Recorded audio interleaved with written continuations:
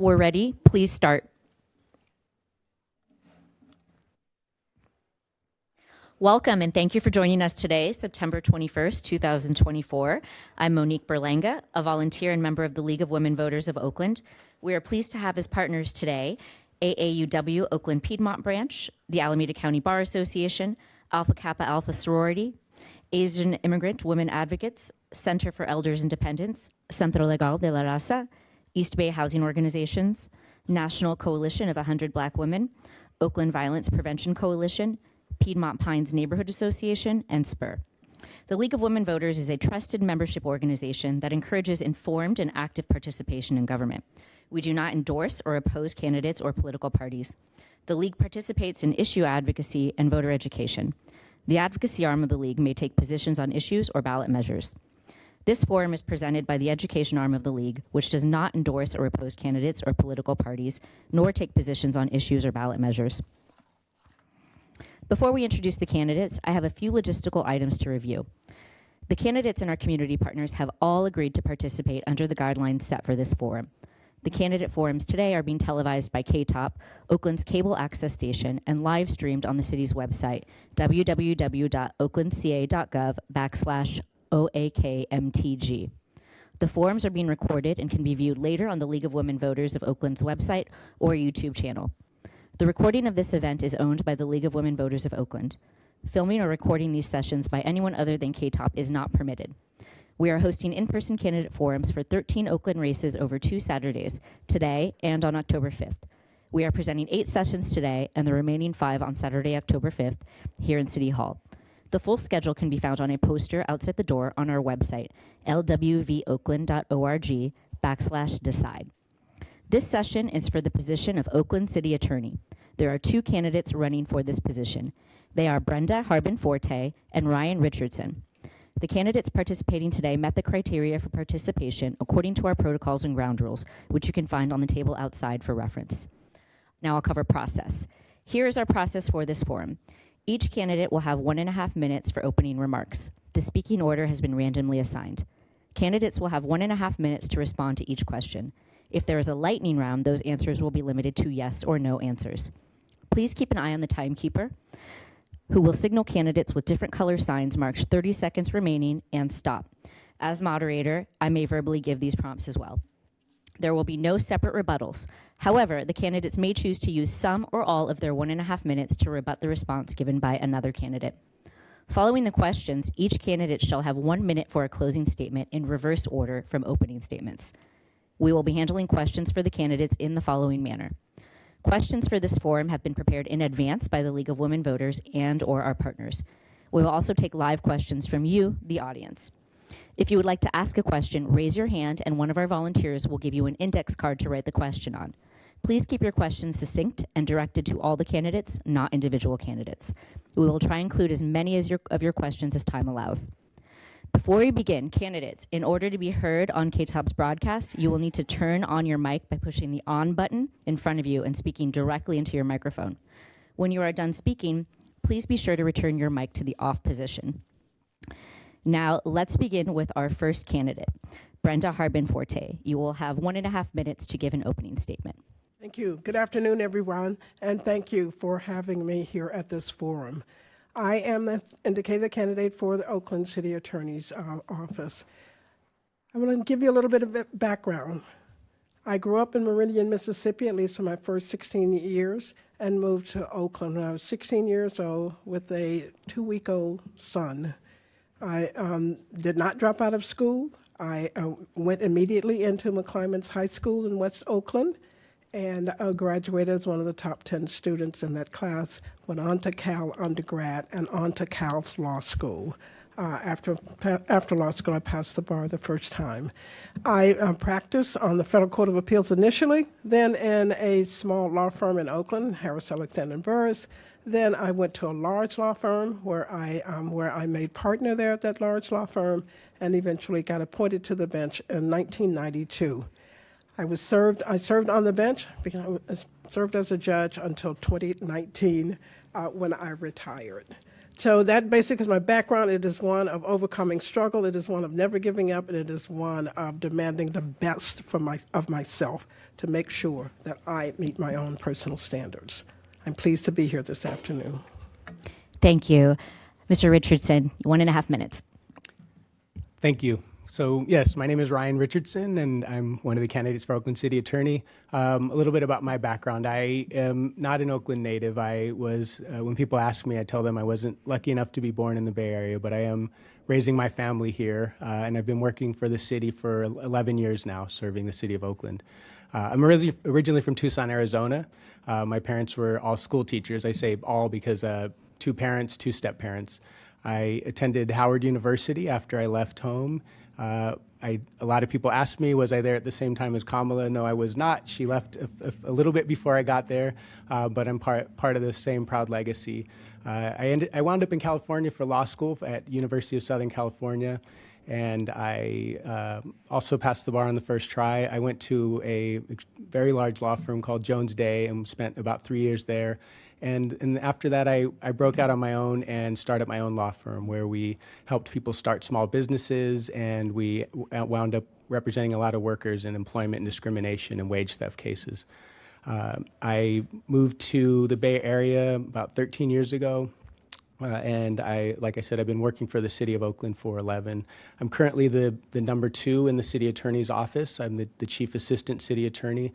And I manage everything from land use to real estate to open meetings to open records to municipal finance. And I'm thankful to be here. Thank you. Mr. Richardson, the first question will go to you. What would be your top priorities for the office of the city attorney if you were elected? You know, I think it's a really good question. A year ago, my answer would have been a little bit different. But now that I've seen the political landscape in Oakland, I think our top priority in the city attorney's office come January is going to be to make sure we maintain as much stability in City Hall as possible. As everybody here knows, we're looking at, I think, potentially a historic amount of turnover in terms of our elected offices in the city. We could have as many as 6 new council members, and we could have several interim mayors and another mayor who may serve out after a special election. With all of that turnover, it's always important for the city attorney's office to be there to help train new elected officials, to help them understand the legislative process and help them hit the ground running. But I think this January, it's going to be more important than ever. So that's the first priority. The second priority is keeping the office intact. Like every department in the city, we are short-staffed. There's not a lot of fat to lose in the office. So keeping the employees we have engaged and keeping them and retaining them is paramount. And then my third priority will be to grow the affirmative litigation that we do in the office. And I imagine we'll have an opportunity to talk a little bit more about that later. But that is the work in the office that's not charter mandated, but that in my opinion is extremely important.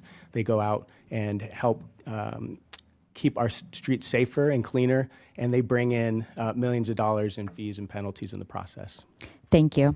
Ms. Harbin-Forte, same question. What would be your top priorities for the office of the city attorney if you were elected? My top priority would be to provide sound legal advice to all of the agencies. I think what we've seen are instances where top legal advice and quality legal advice has not been provided to the agencies, to the citizens, and that has caused some problems, including expenses. I'll look at Measure NN, the ballot initiative, where it was just wrong. The language was wrong. I believe that the petitions might have been wrong. There had to be litigation where the city clerk had to sue the city attorney's office as well as the registrar of voters to get correct information in the voter pamphlet. So that kind of basic information where everyone should know by now whether or not a ballot initiative requires 2/3 majority or a simple majority. So that will be my main priority. Another will be reducing reliance on outside law firms. And a third will be to exit federal oversight. We are paying that federal monitor in the police case over $1 million a year. I think, and I'll just say in general, that What we need to do, Oaklanders want a change. The city of Oakland wants a change. They want a better Oakland. And they want something different in their leaders. I am prepared to be that change agent and to be and bring the transformative leadership that we have. Among the new people will be people who are not beholden to the old way of doing things. Thank you. Ms. Harbin-Forte, this question will go to you first. Please describe the city attorney's role as an elected official, describing in particular any tensions between the responsibility to represent other elected officials and the administration on one hand, and the responsibility to advocate for Oakland residents on the other. The client for the city attorney is the city, the municipality as an entity. And certainly within that, you're representing and dealing with and having relationships with other elected officials.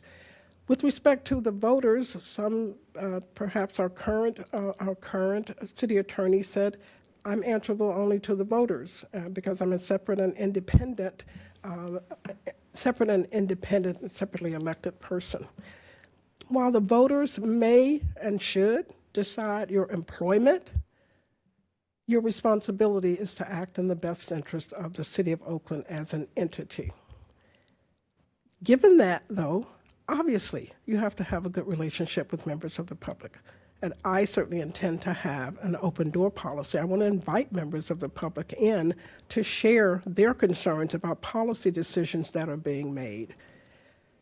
I don't know that there's necessarily a tension because I think that those two, I don't even see them as competing interests. They can be done, they can be worked around. And as long as everyone is clear about who the client is and who the interests are, there will not be an issue. Thank you. Mr. Richardson, please describe the city attorney's role as an elected official, describing in particular any tensions between the responsibility to represent other elected officials and the administration on the one hand, and the responsibility to advocate for Oakland residents on the other. Yeah, there is a tension there, and I've seen it firsthand over the years. But it can be navigated. It starts with, and I often also use the analogy of the city as a corporation, and the residents are the shareholders. And we know in corporate law, anytime the executives or the board are making decisions, they're having to keep in mind the best interest of the shareholders. And I view the city the same way. So there are times when you're advising the city administrator, there are times when you're advising a department head or a council member individually or the entire council.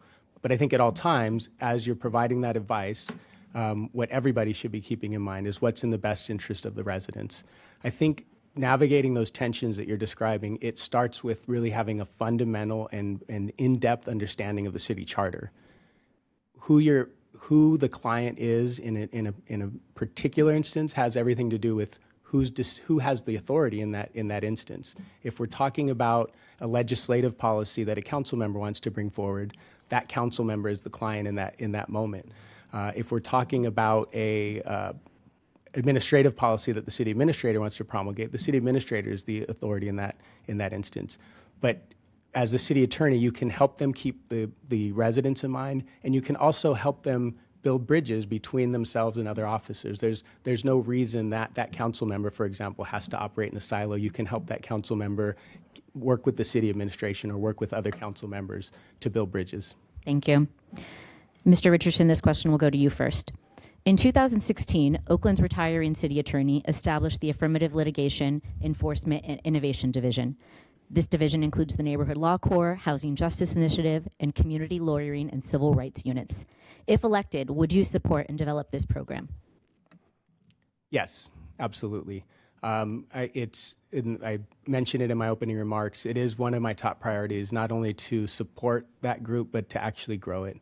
Right now, we have there's 8 people in that unit, eight attorneys and 1 supervisor. Down from 9, we actually had 5 neighborhood law corps attorneys, and one was frozen in this most recent budget round. I think we need to grow that unit back. In 2022, when we had 2023, when we had our biennial budget, we only had 7 folks in that unit, and we had 2 temporary employees in that unit that we didn't know how long they were going to be able to stay with the office. They were using temporary funds. I was able to convince the council at that time to make those two folks permanent. And the way I did that was I showed them the amount of money that those folks are bringing in including the good work they're doing. The affirmative litigation team, the entire team that you just described, has brought in over $47 million in the last 6 years to the city of Oakland in fines and penalties and attorney's fees. And that's in addition to the injunctive relief that they have secured against abusive landlords, against chemical manufacturers, lead paint manufacturers, opioid manufacturers. So it's a win-win for the city, and I know that we're leaving money on the table. There are still cases that we can't take on because we don't have the people power to do it. It's not quite right-sized yet, but I can get us there, and it's going to take building trust with the council to get them to make that investment. Thank you. Ms. Harbin-Forte, I'll repeat the question. In 2016, Oakland's retiring city attorney established the Affirmative Litigation, Enforcement, and Innovation Division. The division includes the Neighborhood Law Corps, Housing Justice Initiative, and Community Lawyering and Civil Rights Units. If elected, would you support and develop this program? Absolutely. Absolutely. And it's the kind of program that city attorneys, creative city attorneys around the state and around the country are looking at in order to provide additional services and in order to improve our community. So I would definitely support it. I would also look for ways to increase the personnel, the number of attorneys and staff in that unit. As a judge, I presided over some of what I think would be considered the affirmative litigation. There were lawsuits being brought against hotel owners who were allowing their hotels to be used as places to come in for sex and stuff. And so there was a lot of human trafficking going on. I presided over some of those trials and including some of the settlement. And it's the kind of stuff that we need from a city attorney's office to make sure that the quality of life in Oakland is improved and is better. So yes, I'd be doing everything and also fighting to make sure that we get more money for that. But I've looked, when I was on the state judicial council, we looked at policies, we looked at innovative programs around the state, and that was one of the things that I was happy that Oakland moved toward because it was something that had been recommended. Thank you. Ms. Harbin-Forte, what is your perspective on hiring outside counsel to provide legal services versus using in-house city attorneys?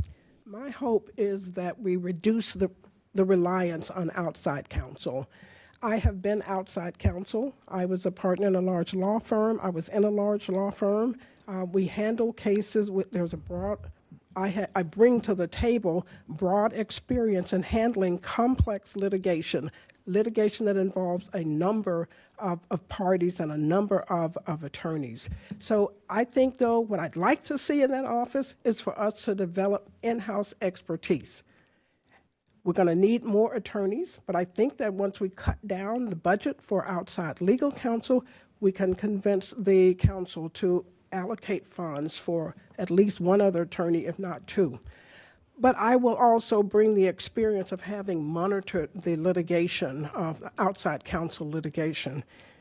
Some of the decisions that are being made in some of the cases that have gone outside seem to me to be the result of not having enough communication with the city attorney's office or not having experienced city attorneys monitor and oversee those cases to try to put a halt to the amount of money that is being spent.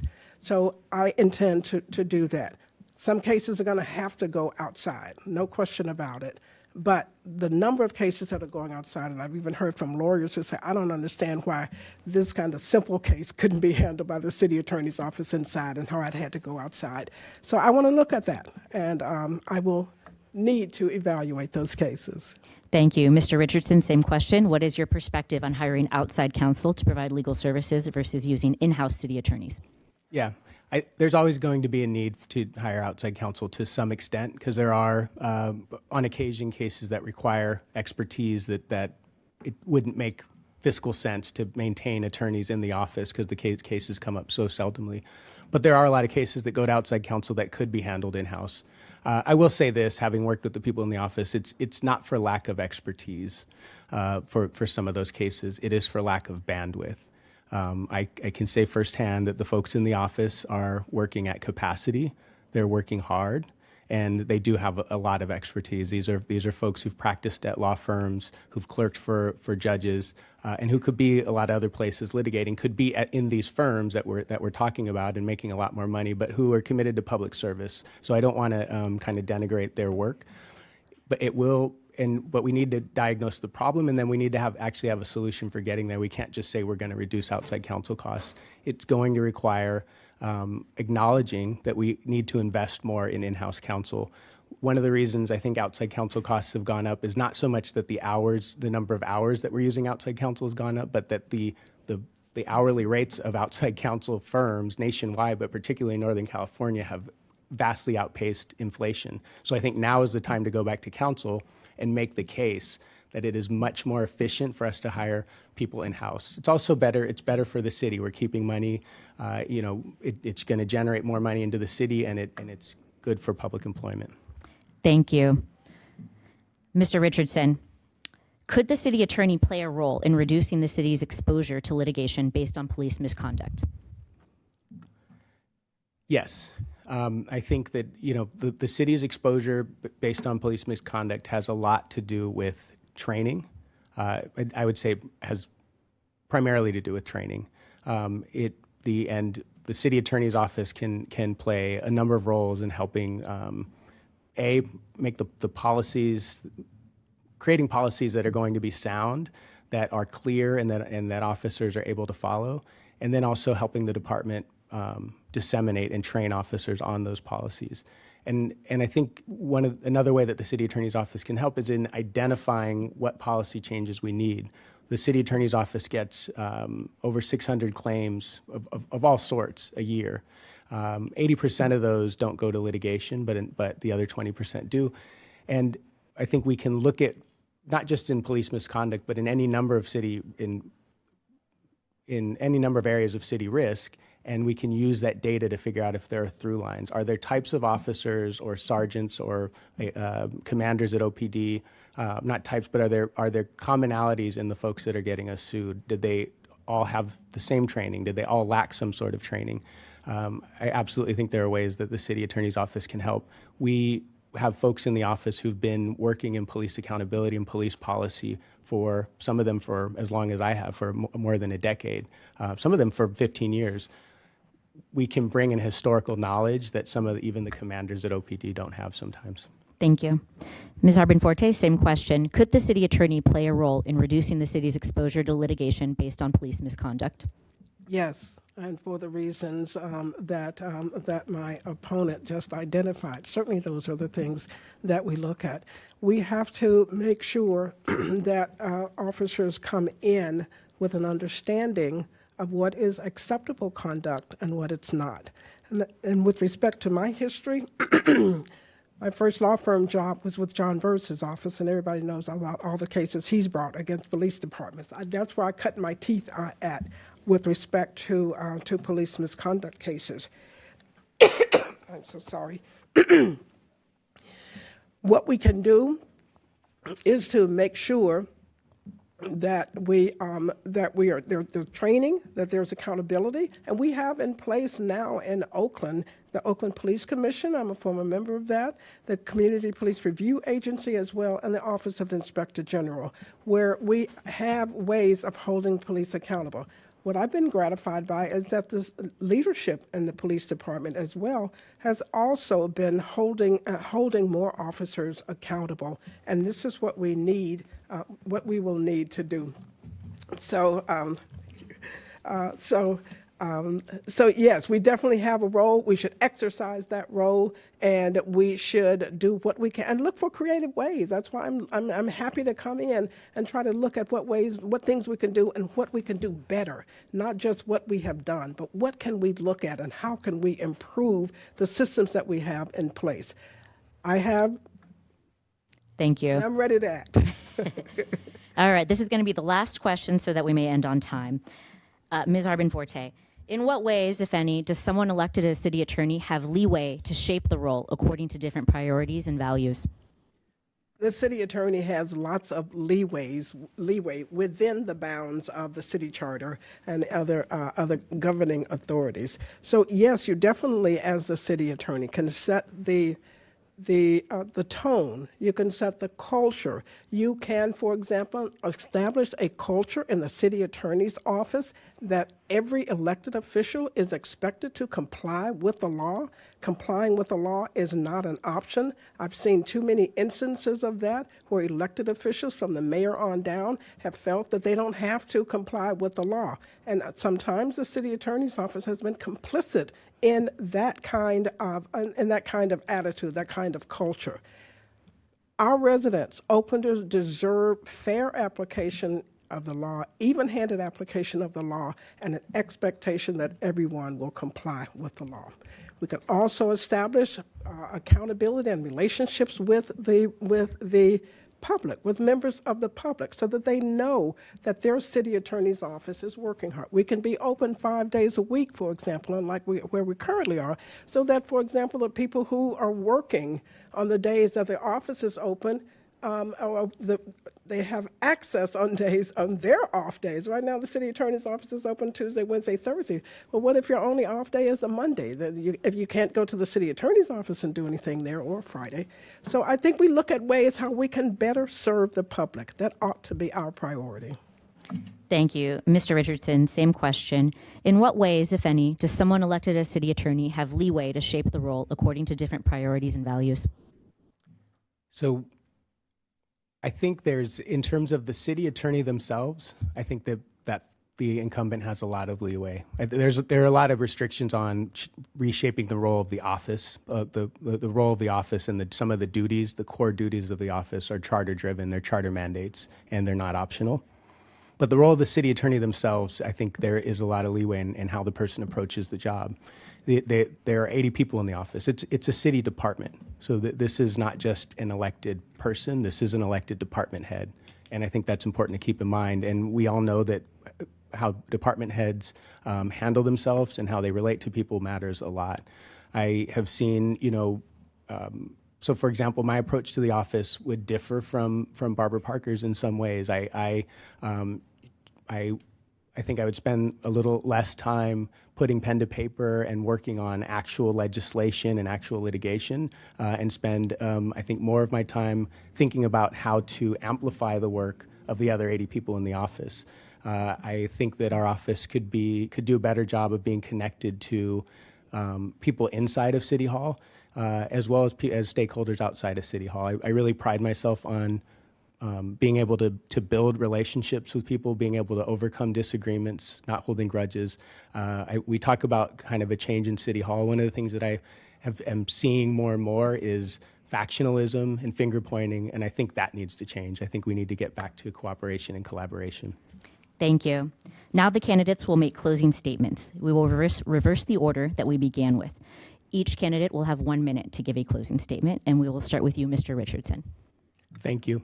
So before I forget to say it, thank you for having me. I appreciate it. And I have genuinely, this is one of the forums I've been looking forward to and I wasn't disappointed. I knew the questions were going to be thoughtful and and deliberate. So I appreciate the opportunity. I'm running for city attorney, I believe, for all the right reasons. I'm not a lifelong politician. I'm not somebody who's looking to be in the spotlight. I'm somebody who's been doing this work. I'm a municipal lawyer, and I love the work. I love the clients that I serve, and I love serving the city of Oakland, and I want to continue doing it.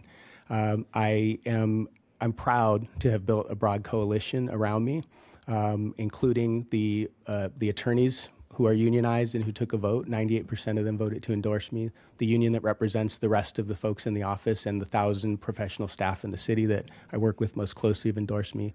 The local firefighters, the Alameda County Democratic Party, Attorney General Rob Bonta, San Francisco City Attorney David Chu. I mention that because I will come in with a coalition that will help get work done. Thank you. Ms. Arbin-Forte, 1 minute. Yes, thank you. I knew I wanted to be a lawyer.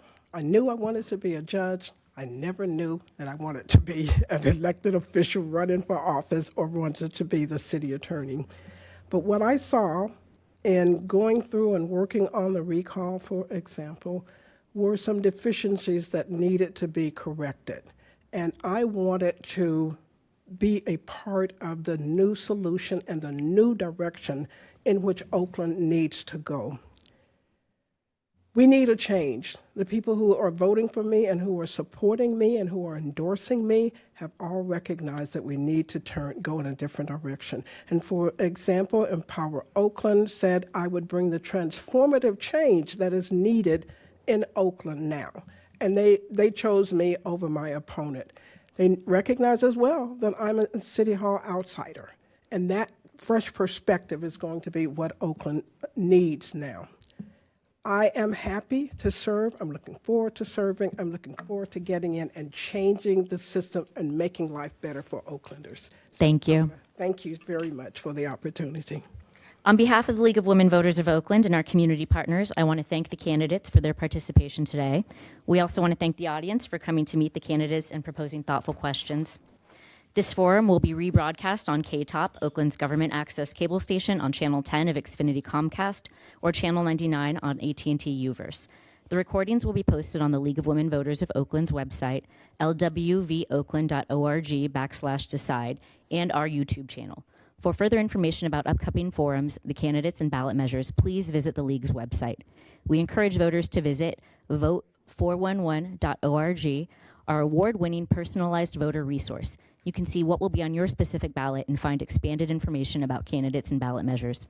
Members of the League of Women Voters do the hands-on work to defend democracy and empower voters. While we never endorse a candidate, we are directly involved in shaping important issues to keep our community strong. If you would like to be involved with the men and women helping make democracy work for everyone, it's easy to join the League. Again, we encourage you to visit our website at lwvoakland.org. Follow us on Facebook, Instagram, Twitter, and our YouTube channel. Look for our voter education materials such as easy voter guides, pros and cons, and more, which are distributed in print and online, and some in multiple languages. Election Day is November 5th. If you have moved, changed your name, or wish to change your party affiliation since you last registered, you need to re-register. Online voter registration is available at the Secretary of State's website, sos.ca.gov. It's secure and easy. The deadline to register to vote is October 21st, 2024. In Alameda County, every voter will be mailed a ballot. You can vote early at one of the 24 vote centers around Oakland, or vote by mail by filling out your ballot and making sure you have signed the outside of the envelope. Return it via U.S. mail, no postage required, or you can drop it off at one of many drop box locations around Oakland. Please encourage your family, friends, and neighbors to vote. In Alameda County, if you miss the October 21st deadline, you may register conditionally and vote provisionally in person at the Registrar of Voters' office or at any one of the many vote centers throughout the county. Find out more at acvote.alamedacountyca.gov. This concludes our forum. Thank you.